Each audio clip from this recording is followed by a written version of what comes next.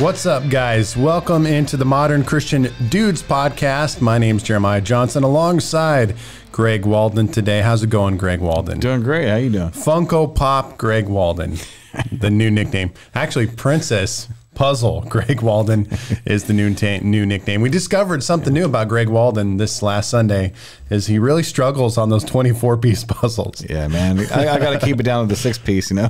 Yeah, so anyway, I just did a little illustration where I had people put together a 24-piece puzzle, and he got smoked by a 10-year-old kid. Yes, I did. Oh, you got in second place, though. Yeah. The other guy was even worse. I think he only got like 3 pieces or something like that. So a lot of pressure. Did you feel the pressure of the audience in front of a live audience? My wife was like, Greg, you better win me that Chiefs hat. And I had to go explain my failure later on after the service was over. That's right. We are dudes talking news, sports, and God. We exist to encourage and entertain all the modern Christian dudes all across the globe. So thank you very much. We are not, one person is not present with us today. Oh, whoops, I'm sorry. Wrong button there, guys. Live show. The Donut Lord, Greg Craig. He's not departed from us. He's just scheduling change. So we'll get him back on the Modern Christian Dudes podcast. He actually hasn't been on the Modern Christian Dudes podcast. We need to break him in. He's still Modern Christian Dad. And then, so I forgot to hit your punch pad as well there. All right. He's awake and well. I missed that one, that punch pad right there. That's our guy, Kelly Stevens. So, you know, when Kelly Stevens stepped through the doors of heaven, they were like, ooh. Right, Kelly Stevens? They were like, oh, ooh. Kelly Stevens here now. No, they celebrated because he's in heaven. We still so much miss our guy, and we will dedicate every show from now until we see him once again. Yes, amen. Kelly Stevens. So, all right, dudes, talking news, sports, Modern Christian Dudes, big NFL weekend. Speaking of Kansas City Chiefs, you had the opportunity to win a Kansas City Chiefs hat, which you choked and lost on. But at least the Kansas City Chiefs did not choke this last weekend. Yep. They beat the Buffalo Bills to go on, well, to become the AFC champions. Yep. And now move on to the Super Bowl. Chiefs beat the Bills 38-24. We finally got to see the route that we've been wanting to see.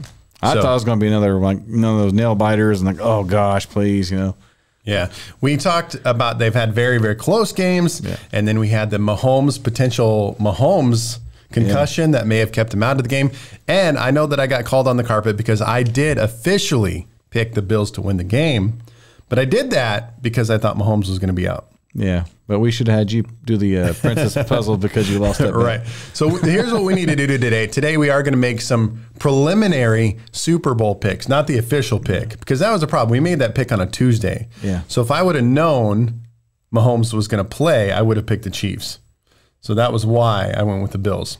Because at that point, our last episode on Tuesday, I did not know yet that Mahomes was going to make through the concussion protocols, etc. Yep. So what did you think of the game? I mean, again, takeaways for me are, number one, when they're so fast. The Chiefs have so many fast players. When they can get the ball moving in some of the hands of those really fast players, they're just tough to stop. Well, in the Buffalo game, Kelsey really played a big part of that game.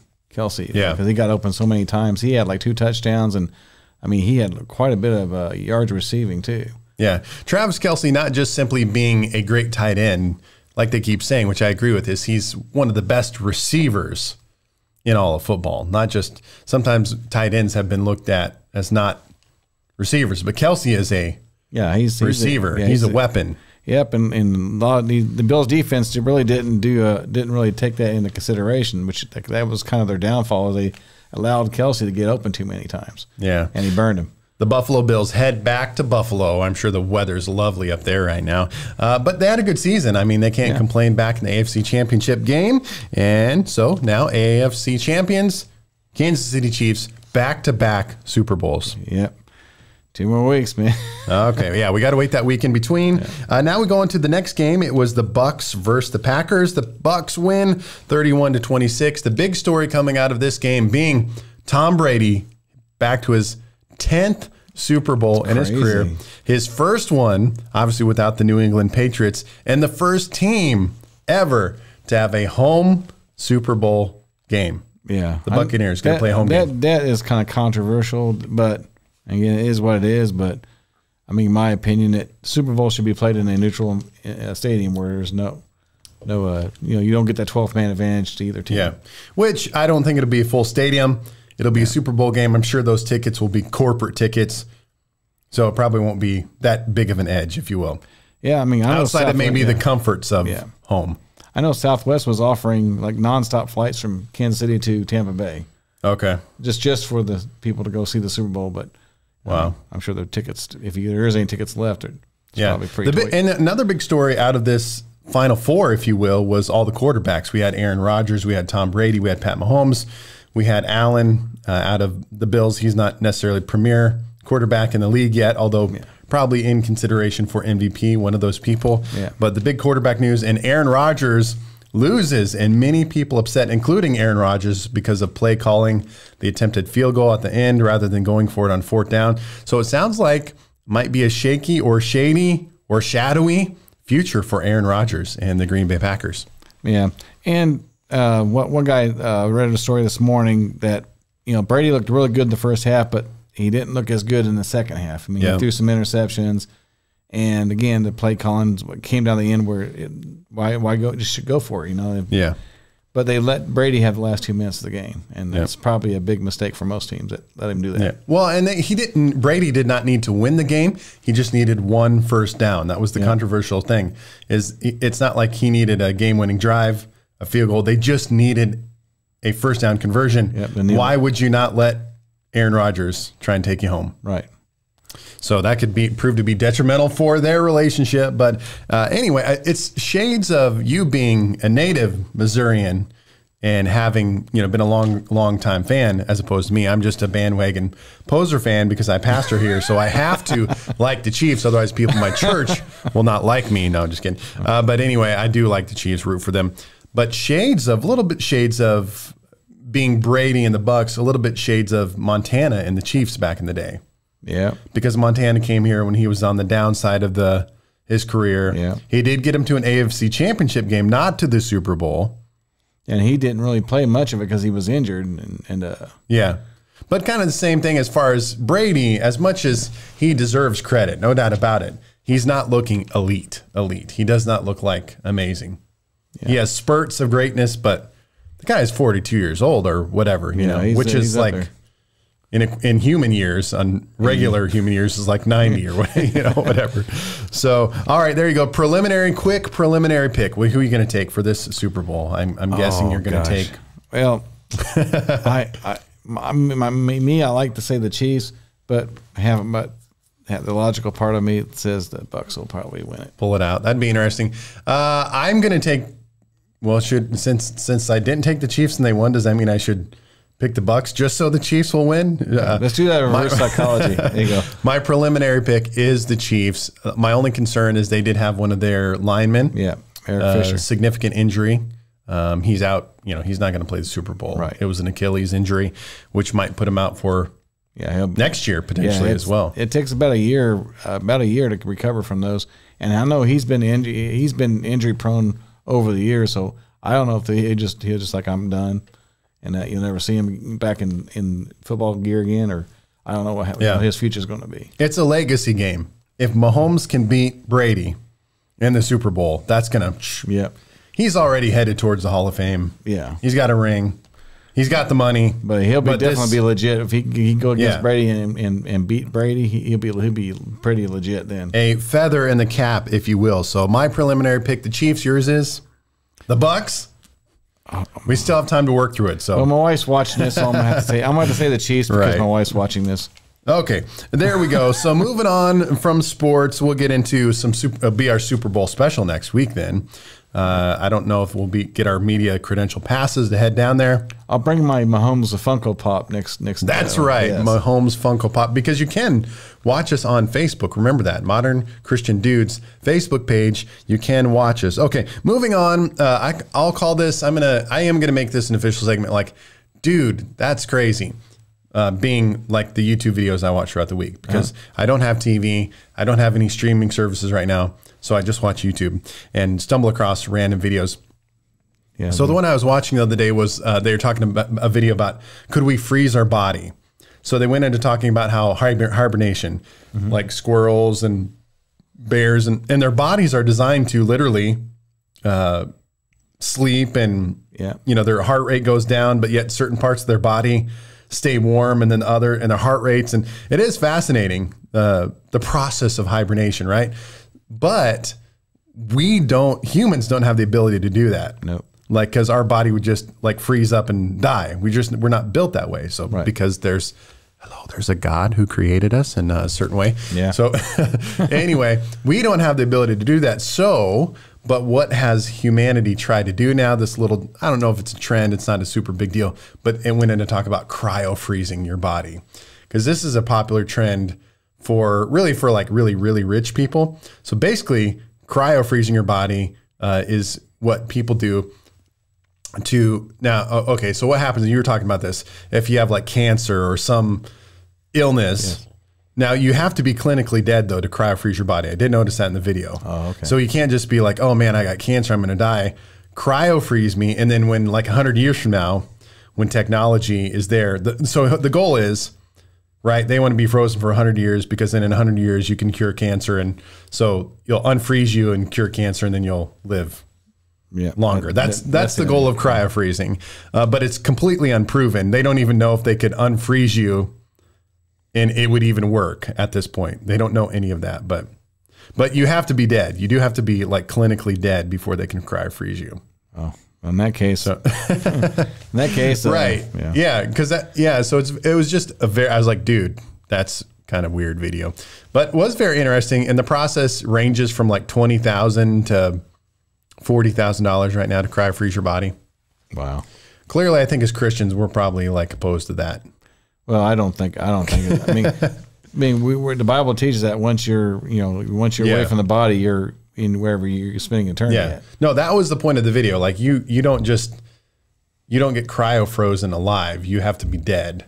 And then you're not there. I mean, you're dead. And then they have to, right. So it sounds kind of cool, but not cool. I would never do it. But based on my belief system, knowing that I'd rather be in eternity with Jesus than be an ice cube. Yeah. Yeah.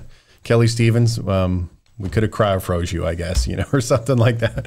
But anyway, that was my dude. That's weird video of the week, if you will, stumbling across my YouTube videos. So any news or random stuff that you got going on over there? Yeah, let me lock my phone here. Modern Christian dude stuff going on. I do have one other one, but. Okay, well, here's one that's funny. That's kind of odd. Makes you think about politics. Dog and goat serving as mayor raised money for a playground. In 2018, Fairhaven residents elected Lincoln the Goat as its honorary mayor. Lincoln helped raise about $10,000, while the current mayor, Murphy, a Cavalier King Charles Spaniel, has raised $20,000. Town manager Joe Gunter told the Rutland Herald the town chipped in another $20,000.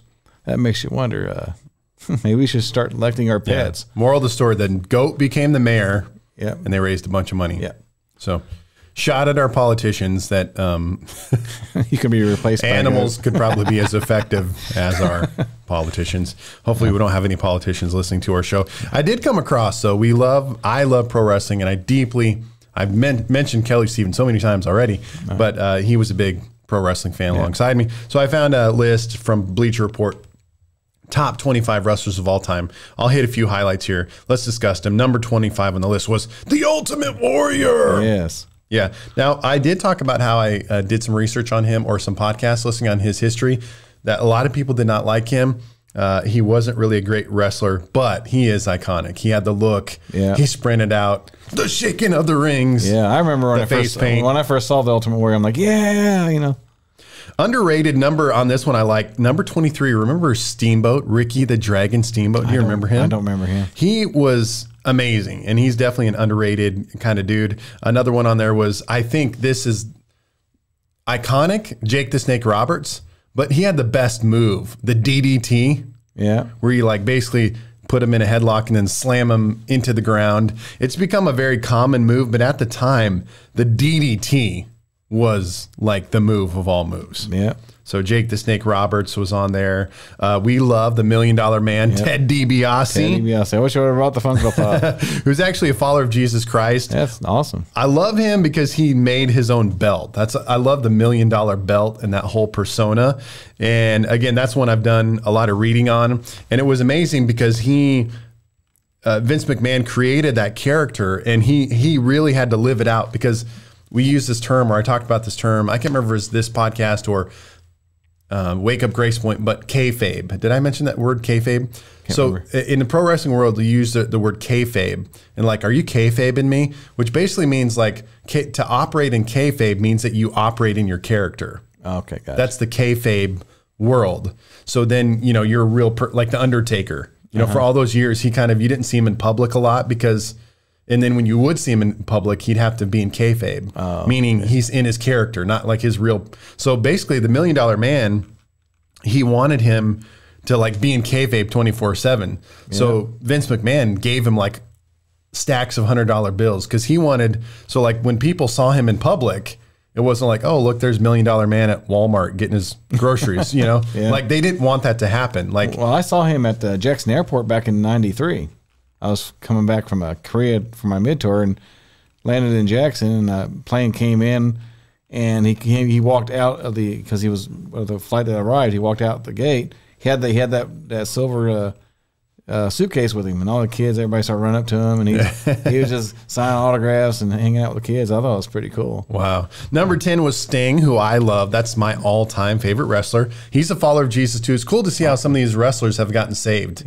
In the last few years. Undertaker's saved too. Yeah, see these guys like coming to know the Lord and all that kind of stuff. Sting, and the interesting fact about Sting is he started off as a tag team. The Ultimate Warrior and Sting were tag team partners when they first started in pro wrestling. Wow. Then they went their separate ways, and they became kind of the same character, face paint, body guys. I would say Sting had the overall better career, if you will. Number 5, again, shout out to Kelly Stevens, our guy, Randy Macho Man Savage, big guy. Ric Flair, he is one of these guys who's still trying to stay in the industry. Number 3, which I thought was interesting, is they put Hulk Hogan.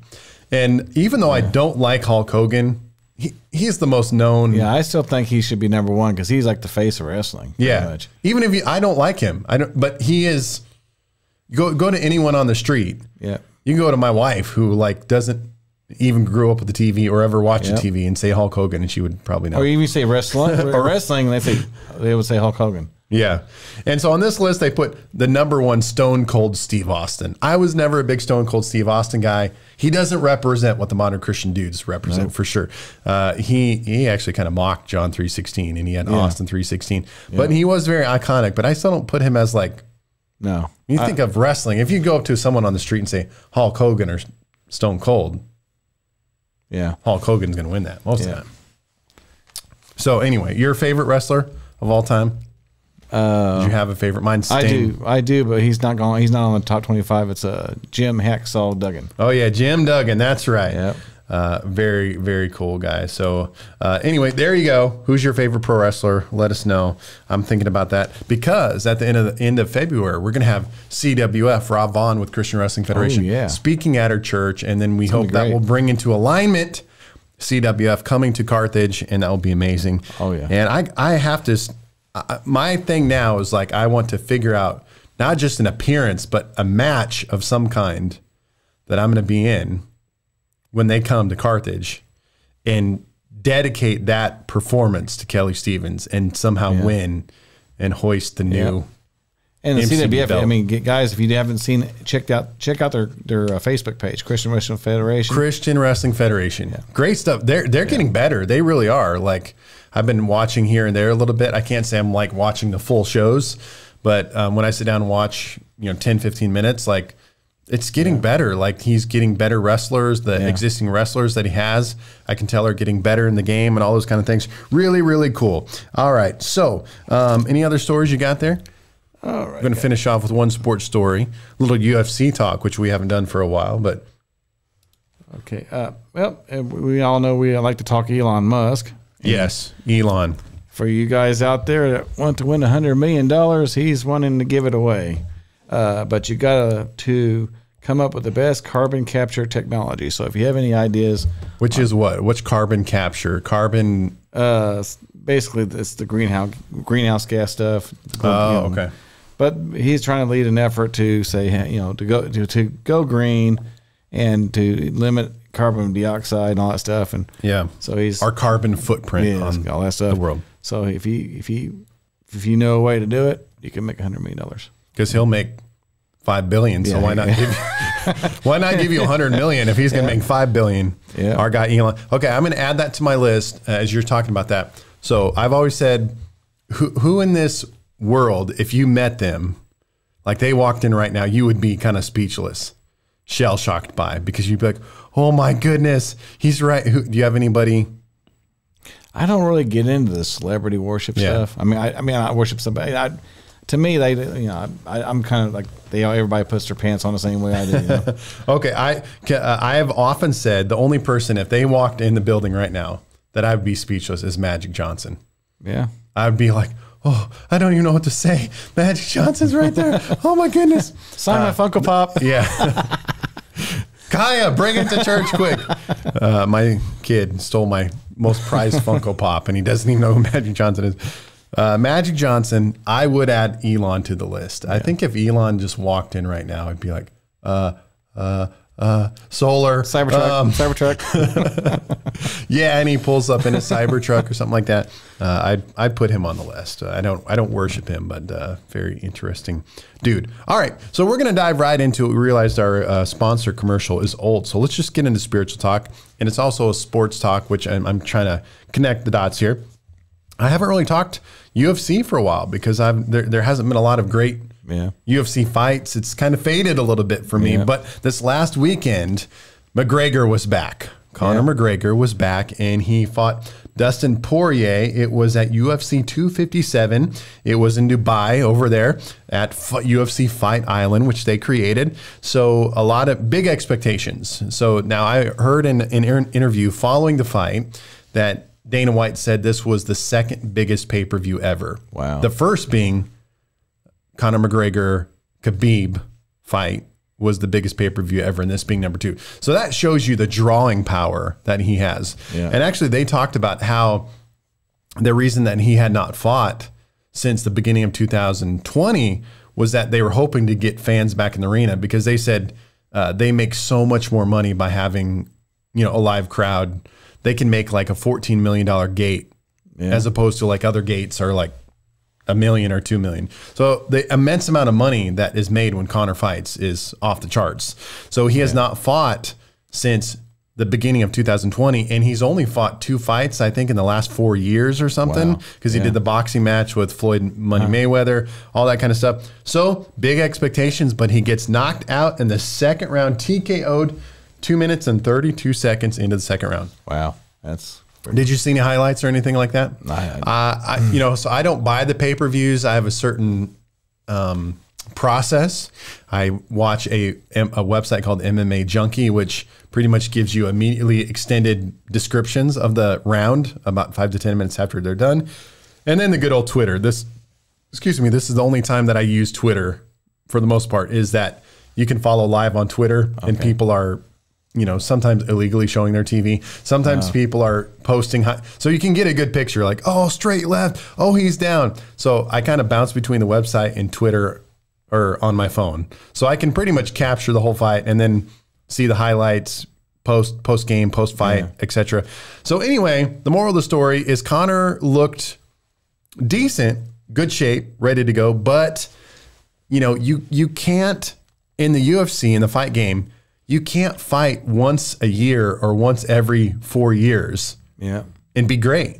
Yeah, you have to be constantly practicing and honing your skills. Excuse me. And so if you get rusty, you only do it once or a couple times, like you said, once or twice every 4 years, something like that, you're going to be pretty rusty. Okay, imagine bringing it back to a little something you could understand better, because you don't know the fight game that well. Yeah. What if Patrick Mahomes only played 1 game a year? Yeah, you wouldn't be hearing him, and then he'd be a nobody right now. Yeah, I'm just going to play one full. Literally, that's the equivalent. And who cares if Patrick Mahomes did all the practice and the work in the gym. There's nothing like being on the field. There's nothing like being in the cage. There's nothing like being on the court. And so McGregor even admitted and confessed that afterward. He just said, man, the inactivity of the last 5 years of my life, I'm out making the whiskey brand, the Proper 12, the clothing brand, the Floyd Money Mayweather boxing match. And hey, you're in the cage with hungry lions. Yeah. And just as great, which he is a great fighter, Hall of Fame fighter, champ, et cetera, all those kind of things. But you have to stay in the game, and some people called him out. Like, he's either got to be all in or all out moving forward. Right. Can't be lukewarm. Yeah. And so it's a big biblical concept, but I wanted to hang on that for a second, spiritually talking about inactivity and in our faith. And I want to read a couple of scriptures, or one, I'm going to read it in two different versions. 2 Peter chapter 1, verses 5 through 9. Okay. It says, so don't lose a minute in building on what you have been given, complementing your basic faith with good character, spiritual understanding, alert discipline, passionate patience, reverent wonder, warm friendliness, and generous love, each dimension fitting into and developing the others. With these qualities active and growing in your lives, no grass will grow under your feet. No day will pass without its reward as you mature in your experience of our Master Jesus. Without these qualities, you can't see what's right before you, oblivious that your old sinful life has been wiped off the books. Don't lose a minute in building what you have been given. Inactivity. Yep. Spiritual inactivity is very detrimental to us. Right, and that's a good point, because a lot of Christians, they believe that God just is going to do everything for them, while they just sit back and do nothing. That God's just going to do it all, but God's like, no, it's telling you, God's expecting you to take some activity as well. He's partnering with you, but He wants you to take activity. He wants you to build, work, like I say, work out your salvation, and get study. Do what, find your ministry, excel in your ministry, reach others. So God's giving you a chance to partner with Him, because God wants to do that mighty work through you. But He doesn't want you to sit on your hind and you're like, God, you do it all. I'm just going to sit here and get the benefits. No, God wants you to. They should be, and this is out of the Message that I just read, that active. They should be active and growing as well with these qualities, active and growing. So like an example, we're dudes talking news, sports, and God, the modern Christian dudes, talking about like sports. Well, the goal is to get better. So here's an example I'd use. Last night, LeBron James dropped 46 points, beats the Cleveland Cavaliers. But the big story out of that was he was 7 for 11 from the 3-point line. LeBron James, not known to be a 3-point shooter, marksman, he has a better 3-point shooting percentage than Steph Curry, if you're listening, Dr. R.B. Maynard, this year. So what is so amazing about LeBron James? Okay, we're putting the GOAT debate aside. So Jordan, LeBron, we're setting that aside. Yeah. But what we are saying, or what I am saying, is that LeBron keeps getting better. You're like, whoa, this guy's been in the league 18 years. Yeah, he should be getting worse. He should be, Tom Brady. Yeah, he's been in the league 22 years. It's like he keeps getting better. He keeps winning. Yeah. And that's the goal of our Christian faith, is to keep active and to keep growing. Yeah. Another illustration I would use in this conversation, physically connected to spiritually, is when I was in Utah. That was when I was in beast mode. I mean, I was running, biking. I was in really great shape because of the mountains and all that kind of stuff. I'm working out now, but then I was in beast mode. But here's what I discovered, and it probably is an age thing, but it's a lot easier to get out of shape than it is to get into shape. Yep. Or wait, did I say that right? It's easier to get out of shape than into shape. Yeah, so it's amazing. You can be in good shape. And I could remember, even when I was in beast mode, if you will, that even if I took 4 days off running, and then I'd go back and run, like that was the worst run, because like, oh man, it's only been 4 days. Yeah. And so you have to be active and growing. It's one in our local area here. I love it. When I go to the YMCA, there's this lady. She has to be at the youngest 80 years old.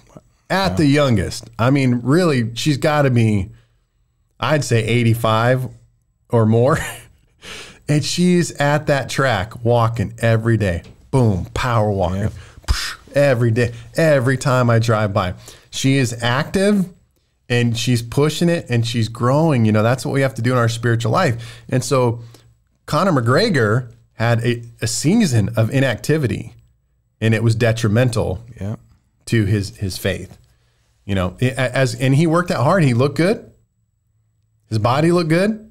He had a good camp, but that inactivity in the cage, comes you can't replace it. And that's the same thing to our faith. You know, we can't live, I heard this before, you know, Sunday by Sunday. You know, you can't just go to church on Sunday.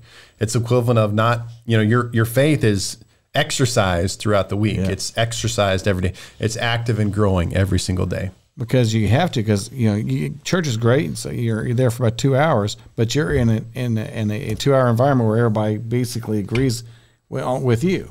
But you're out in the world. You're out in the world where people don't obviously agree with your beliefs. You're out there in the lion. You're basically out there in the fire, and you got to be living what you learn in church and in your private time with God. You've got to be living that 24/7, because you're going to be out there in a hostile environment in a world that doesn't like you. And so you've got to be able to stand in that environment. Yeah. Another one, another version I read from the Message, 2 Peter 1:5 out of the Amplified says, "For this very reason, applying your diligence to the divine promises, make every effort in exercising your faith to develop moral excellence, and in moral excellence, knowledge, insight, and understanding." And I like that word, exercising your faith. Yes. You know, that it's something that you're, you know, if you don't use it, you'll lose it, right? I mean, if you were, oh man, I don't make no apologies for this. I think of Kelly Stevens so much, but in our podcast, Kelly Stevens, when he was in the hospital, I thought about him coming out of it, but his body had laid there for a month with inactivity. And if he would have came out of that, what would have he had done? He would have had to rehab, because he would have had to rebuild. These legs have not even walked for 40 days. These arms haven't moved. You know, a season of inactivity would have had to take time. And that's another good point, is like, you know, when you are not exercising or not diligent in your spiritual life, then it takes a long time to get back to that point where you're in shape spiritually. You know, you have to, you can't just do it in a day, right? I think this is something that we dudes do, right? We come, oh, I need to lose 10 pounds. So we run to the gym and we run 10 miles in one day and kill ourselves. Yeah. The next day we're all jacked up. We're like, I didn't lose any weight. You know, well, you can't do it in one day. No, it's a decision you have to make. And again, it's a decision you have to make. Yeah. It's just not going to fall down in your lap. You got to make that decision every day. I'm going to do this. I'm gonna read my word. Read God's word. Read God's word. I'm gonna pray. I'm gonna worship God, meditate, hear His voice every day. You gotta do it every day. Yeah. God can't just, you know, we can't just have a partial focus on God, you know, and that is the scary part. And again, we're just bouncing between spiritual and physical right now. Conor McGregor, you know, when he was not having a whiskey business and a clothing company and, you know, all these other side things, you know, he was just focused on fighting, and that was his passion. But then he got so successful and getting all this other stuff. Yeah. Now his time and energy is diverted to other areas, which has reduced that time spent on what really made him great. And that brings up your point, distractions. I mean, that's distractions. A lot of believers get distracted with this and this and this, and they get so distracted that they don't make that. They don't have that time to read their Bible, pray, hear from God, meditate, spend that time and exercising their faith. They're so distracted with everything that's going around them. Yeah. And that's what makes the great ones great. And I'm always inspired and stirred up by that when I see that. Tom Brady, Patrick Mahomes, you know, these guys that are great, it's that commitment to greatness. Yes. You know, and Tom Brady, as much as a lot of people hate him, and the part of the reason they hate him is because he's been so successful, and you know, whether it's deflated footballs or the secondary issues, cheating, but I really do think that Tom Brady is like, he probably eats, sleeps football. Yeah, You know, you don't see him. There's never been any released photos of him at the club. Yeah. In his gentleman's club, you know. Probably has a Patriots blanket when he sleeps under, you know. Yeah, you know, I mean, it's just, he's committed to that, you know. And so anyway, guys, I hope that it encourages you and inspires you and causes you to think about, are you active? Is your spiritual life with Jesus active right now? Or are you in a season of inactivity?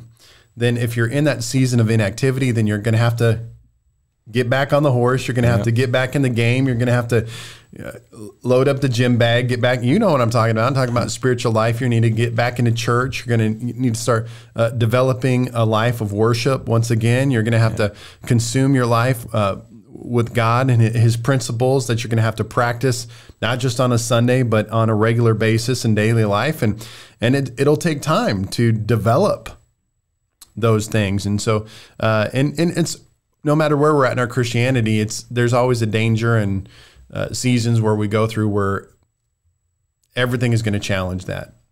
Yep, and leading back, like when you talk about Tom Brady, like when God leads you to a certain level, I mean, always strive to be more available for God to use you. Don't just like, okay, now I'm on my comfort zone and I'm just going to sit on my laurels. No, keep striving.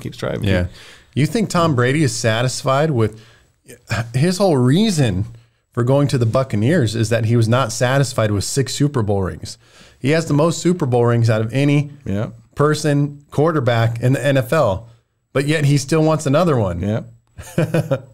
And that's kind of our faith as men. So guys, come on, let's be radical, amazing men of God. Let's be modern Christian dudes that love Jesus, that keep flexing, that keep going after God. So that's what we have for you guys today. Modern Christian dudes. We will talk to you guys next time.